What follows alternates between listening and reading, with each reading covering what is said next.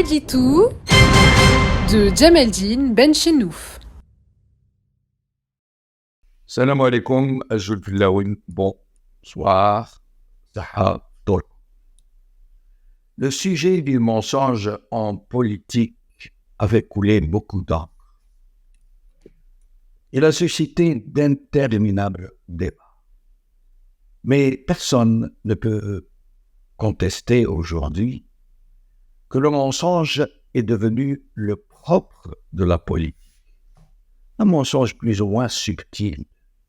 Un mensonge qui la distingue, puisqu'il est son principal, si ce n'est son unique moyen, son unique vecteur pour travestir l'inavouable réalité des choses, pour tromper et conditionner les foules grises, pour les fourvoyer dans des attitudes de troupeau, les empêcher de demander des comptes, de contester ceux qui ont pris le pouvoir sur elles, sur leur vie, sur leur destin. En Algérie, où le mensonge est l'alpha et l'oméga de la politique, il procède du coup d'État permanent, puisqu'il n'a pas consisté seulement à prendre le pouvoir, mais surtout à le garder.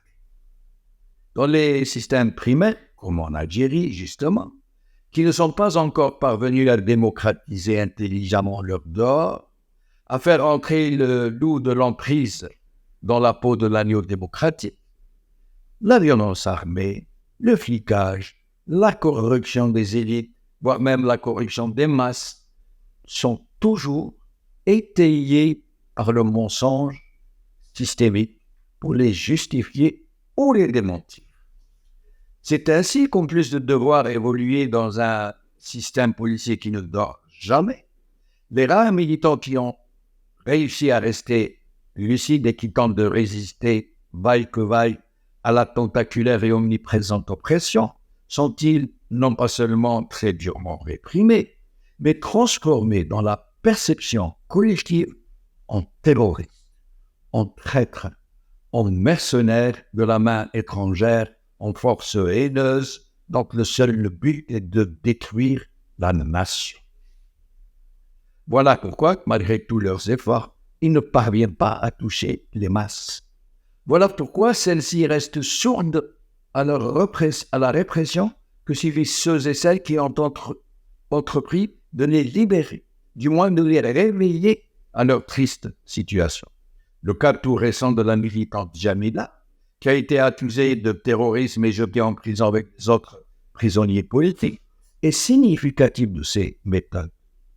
Son seul crime à Jamila est d'avoir interprété une très belle chanson du Hirak sur la place de la République à Paris.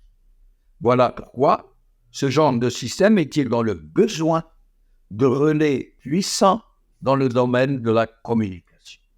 Pourquoi il est dans la nécessité vitale pour lui de monopoliser les médias, de les corrompre ou de les accaparer d'une façon ou d'une autre, de taire les voix discordantes, de réduire toute dynamique d'expression politique qui n'obéissent pas à ces logiques. Voilà pourquoi Ehsan Kadé a été condamné à 5 ans de prison, dans ce qui peut sembler être de l'indifférence générale, mais qui n'est en fait qu'une anesthésie générale, dans laquelle a été plongée toute la société. Mais si les récalcitrants sont en dehors de sa sphère d'influence, ce régime opte alors, et avec de très gros moyens, pour une stratégie de désinformation et d'intoxication, pour ternir l'image des médias et des réseaux sociaux qui échappent à son contrôle et qui émettent généralement depuis l'étranger. À un niveau moins manipulable et forcément plus restreint, celui des élites ou des supposées élites, généralement neutralisées, aliénées ou pire encore, corrompues, en tout cas sous contrôle. Le système les traite avec moins de mépris, voire même avec une certaine sollicitude, un peu comme pour leur faire savoir qu'elles ne sont pas comme les multitudes boutonnières, qu'elles ont droit à plus de considération, qu'elles peuvent être mises dans la confidence, ne serait-ce que pour leur donner bonne conscience.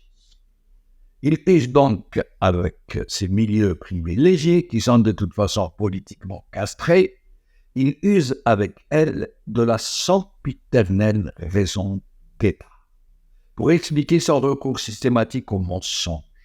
Et comme de bien entendu, ces milieux qui s'estiment au-dessus du palier, qui ont désormais bonne conscience, qui font tout pour oublier qu'ils ne sont que des faire-valoir, de la décoration institutionnelle et des façades Potemkin, sont tout contents d'être mis au pas.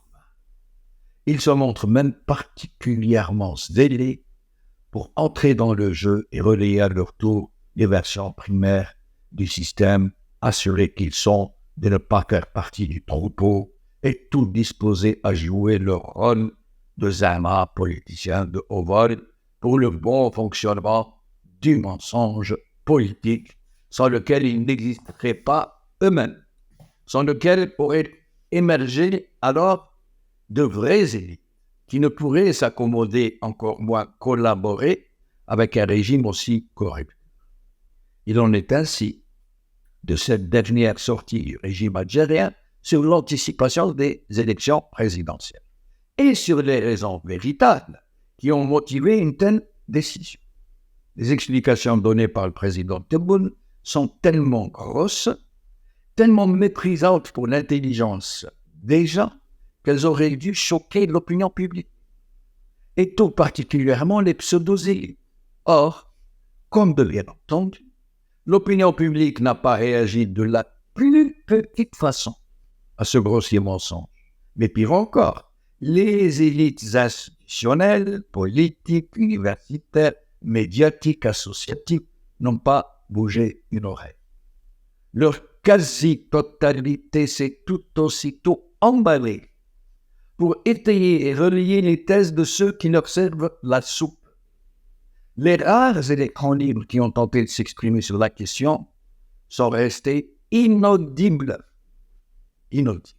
parce que le mensonge a pris possession des lieux et qu'il est devenu la seule voie de mensonge qui traverse les brumes du coma profond.